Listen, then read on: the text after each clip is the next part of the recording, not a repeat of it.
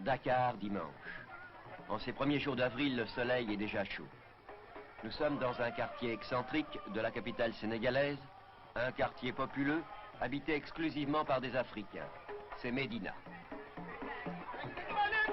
Entre une grande place et une station-service, le stade, ou plutôt les arènes de Fass.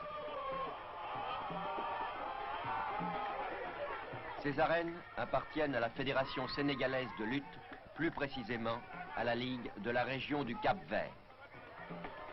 Il est 5 heures du soir. Les combats vont commencer. Les champions arrivent.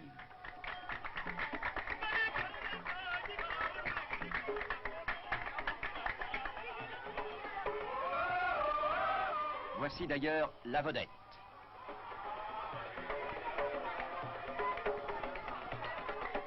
Robert Diouf. Il est d'un petit village appelé Joal, célèbre dans le temps pour ses pêcheries de requins.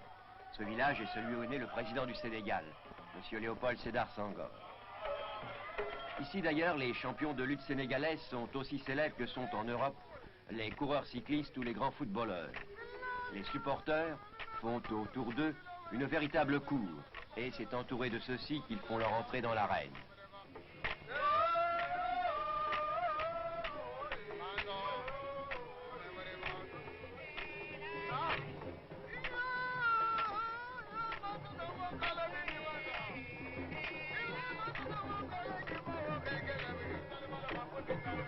La démonstration va maintenant commencer. Ici, c'est Boy Narfal qui est qualifié de grand cogneur. Au programme de ce dimanche, programme que je vais vous lire, Zazou, qualifié d'infatigable contre Toumani, appelé le Malin. Et puis Saliussi sous la flèche noire contre Faga numéro 2, dit le Sanguinaire.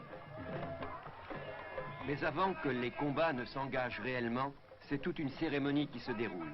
La lutte sénégalaise, bien qu'étant un sport rigoureusement codifié, n'exclut pas les incantations et autres appels aux esprits.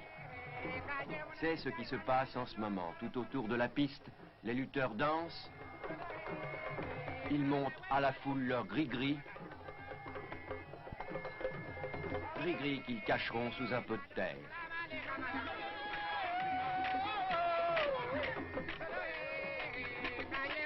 Puis c'est à nouveau les appels aux esprits.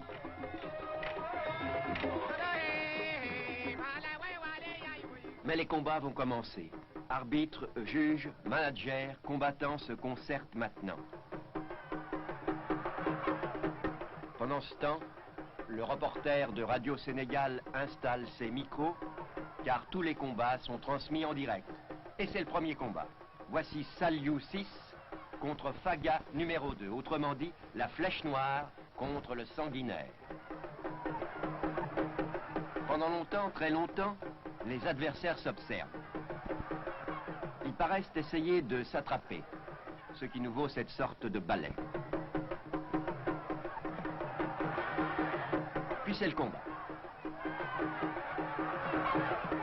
Dans cette lutte, tout est pratiquement permis.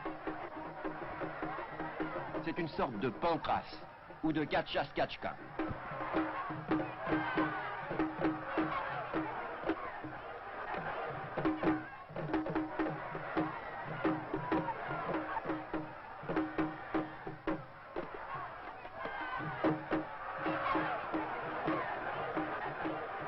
La règle en est fort simple. Un tombé suffit. Un simple tombé, un genou à terre par exemple.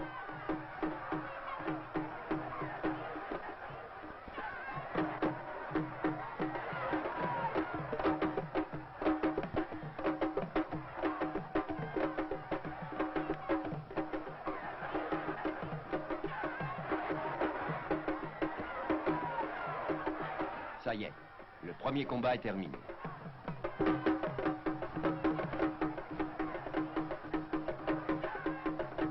Afin de se préparer pour le second combat, les lutteurs vont s'asperger d'une huile magique préparée par le sorcier.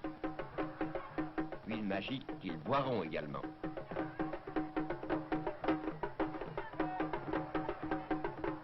Et en attendant ce deuxième combat, on vend dans l'arène des rafraîchissements et aussi des noix de cola, Arène d'ailleurs exclusivement occupée par des hommes. Et c'est le deuxième combat.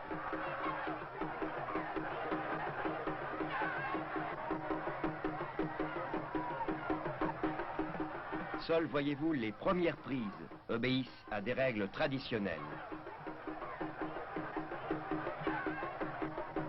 Ce qui nous vaut ces images dont la plastique pourrait faire rêver les danseurs.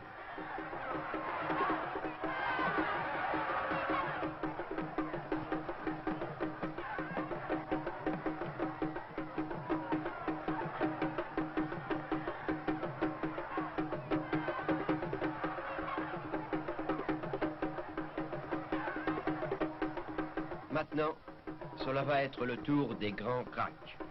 Boy Narfal et Robert Diouf.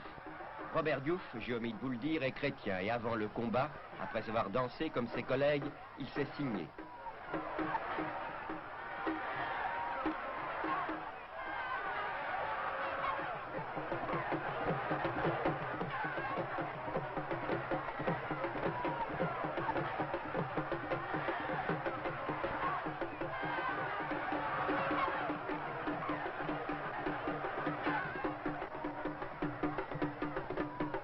Cela s'appelle, en Europe, un break.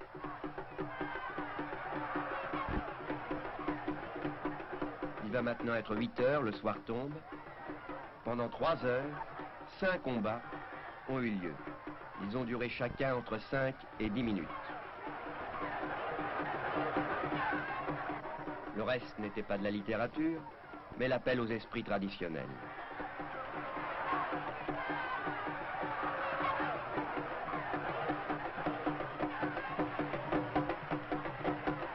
Ces esprits qui donnent force, courage, volonté à ces lutteurs sénégalais.